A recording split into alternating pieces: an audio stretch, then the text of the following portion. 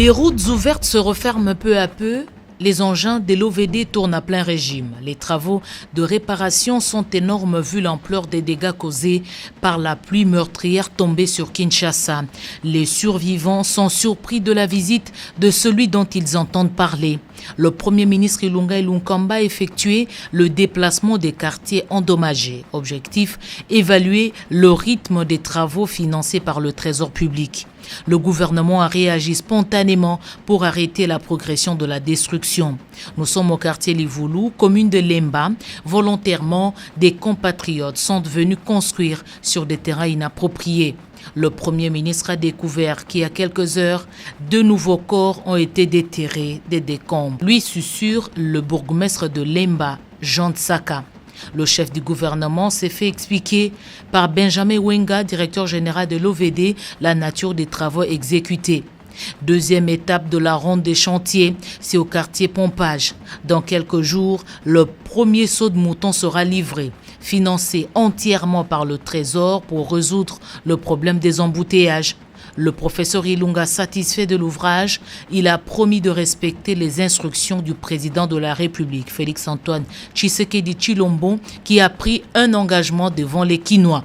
Un samedi sur le terrain accompagné de ses ministres, ce fut une descente très instructive pour le chef du gouvernement qui partage les réalités de ses concitoyens pour décider en toute responsabilité. Ils ont été élus par les Kinois. Ils habitent la capitale et partagent la douleur que ressentent ceux qui ont été frappés par le déluge le 25 et 26 novembre dernier.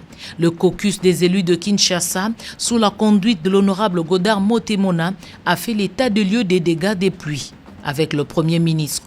Au cours de cette rencontre, il a été envisagé la nécessité de créer une commission mixte composée de quelques élus et les membres du gouvernement pour veiller à l'application des mesures escomptées. L'effort national est sollicité pour préserver la stabilité du cadre macroéconomique. La réunion de conjoncture présidée par le Premier ministre est arrivée à cette conclusion après évaluation du processus de conclusion du nouvel accord avec le FMI. Dans cet élan, le gouvernement encourage les assujettis de payer l'impôt pour permettre au Trésor de recouvrir les recettes.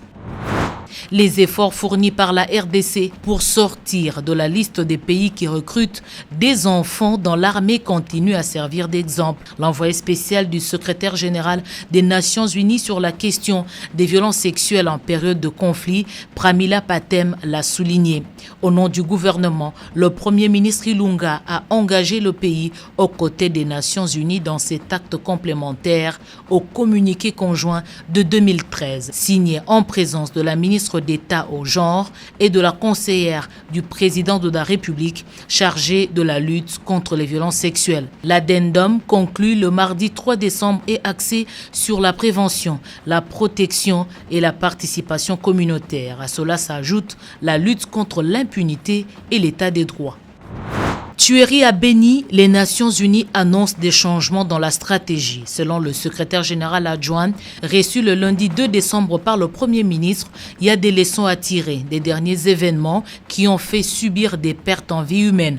Avec les faits qui se sont produits, nous sommes tombés d'accord, indique Jean-Pierre Lacroix, pour que chacun de son côté puisse regarder ce que nous pouvons mieux faire et très vite, de manière approfondie. Le diplomate onusien estime que cette affaire est sérieuse, c'est devenu une économie de guerre. Jean-Pierre Lacroix, adjoint d'Antonio Guterres, a effectué une mission en République démocratique du Congo au moment où les manifestations sont organisées dans plusieurs villes contre la présence des forces onusiennes. Il s'agit d'une rencontre du Premier ministre avec la délégation de Trade Development Bank, TDB, banque de la zone Comesa. Cette délégation conduite par le Dr Mabouba, directeur régional, est en opération de charme pour proposer des crédits financiers à un État membre sous-endetté. Un crédit de plus ou moins 400 millions de dollars américains.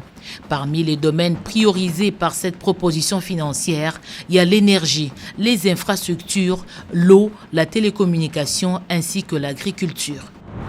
Le bureau Veritas travaille principalement sur 2 projets en RDC. Un fait de celui-ci mandataire de l'OCC pour notamment renforcer la vérification de la conformité des marchandises importées. Reçue par le Premier ministre le mercredi 4 décembre, la délégation du bureau Veritas, conduite par son vice-président Stéphane Godchon, est venue solliciter le soutien du gouvernement central. Veritas s'emploie aussi au bon fonctionnement du guichet unique du commerce extérieur. Stéphane Godchon précise que sa délégation a expliqué également au chef du gouvernement le niveau d'exécution de ces 2 projets, avec comme avantage l'amélioration du climat des affaires, la transparence dans le circuit, l'optimisation ou la facilitation du commerce et surtout la sécurisation des recettes de l'État. Sécurisation de recettes, un pan qui intéresse le chef du gouvernement qui a lancé la lutte contre le coulage des recettes et la corruption. Les hôtes du professeur Ilunga Ilunkamba se sont dit très honorés par l'intérêt que porte le Premier ministre sur leur projet. Dans sa vision d'impulser le développement du Congo à partir de la base, le Premier ministre vise de ramener la production vers les centres de consommation. Le pays dispose de 87 000 km de routes en terre. Le ministre du Développement rural, Guy Mikoulou, a identifié le réseau prioritaire. L'objectif est de permettre la relance de la production dans des milieux ruraux et urbains. L'opération va commencer par le réseau prioritaire évalué autour de 57 000 km qui va des chefs-lieux des provinces vers les centres de consommation. Le président de l'Assemblée provinciale du Kasaï central et moi-même avons eu le privilège de rencontrer son Excellence Monsieur le Premier ministre pour lui faire les points sur la situation politique, sociale et économique de la province du Kasaï central. Comme vous le savez, sur le plan politique, la situation est calme chez nous. Sur le plan social, nous avons quelques soucis parce que, comme vous le savez, nos provinces, ça fait plus de 5 mois que nous ne recevons pas des rétrocessions. Et puis, nous avons le problème de pénurie de maïs, des denrées alimentaires chez nous. Nous avons le problème d'érosion. Nous avons le problème un peu d'insécurité avec quelques cas de vol ça et là. Mais c'est tout ça que nous avons posé au Premier ministre pour voir dans quelle mesure il peut nous venir en aide pour le régler. Kinshasa, une capitale dévisagée au passage des pluies. Elles ont emporté des maisons et des vies. Aux côtés des mesures prises par le gouvernement central, pour mettre un terme aux constructions anarchiques, le gouverneur de la ville-province Kinshasa a greffé les observations de la ville. Cela est principalement lié à l'explosion démographique qui a favorisé les constructions anarchiques. Le gouverneur de la ville relève à ce sujet que nombre de collecteurs de drainage des eaux de pluie et de rivières qui traversent la ville de Kinshasa vers le fleuve Congo ont été soit détruits, soit bouchés par certains immeubles dans la ville. Tous les bâtiments seront démolis si la possibilité de déviation n'est pas envisagée. Les constructions sur les collines sablonneuses avoisinant la ville, quant à elles, favorisent la survenue des têtes d'érosion. La ville préconise le déplacement des personnes qui y habitent pour leur sécurité.